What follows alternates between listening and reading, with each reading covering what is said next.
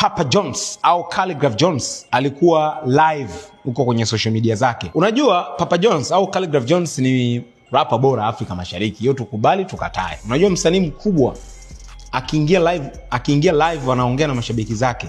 Mashabiki huwa wanapata nafasi ya kumuuliza maswali ambayo wao wanaamini akijibu wataelewa kitu. Sasa mashabiki wakawa wanamuuliza Papa Jones kwamba kolabo yako na Diamond lini? Kwa sababu tayari ana kolabo na Harmonize, tayari ana kolabo na Alikiba, tayari sio na kolabo na nani na mastaa wengi wa Bongo. Unajua wakamuuliza kolabo yako wewe na Diamond ni lini?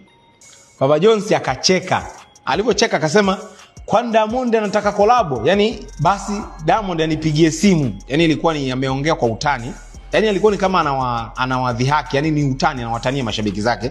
Lakini baadaye akazungumza akasema of course mimi na Diamond nimeshafanya kila namna kutaka kolabo, nimereach out na watu wake wa karibu, nimejaribu kuzungumza even na timu yake, lakini amekuwa akipigwa dana. Nazungumza hiki kwa kubwa wa Diamond, hakuna msanii ambaye hatamani kupata kolabo na Diamond. Huo ndio ukweli, kwa sababu ndio msanii pekee Afrika Mashariki uko kwenye market. Soko lake ni kubwa sana, na ukifanya naye kolabo itakupeleka mbali sana.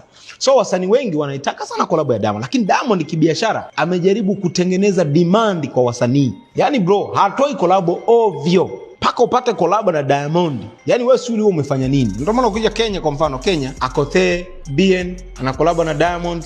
Mwingine mwenye kolabo na Diamond Kenya ni nani? Hebu mtanisaidia kwenye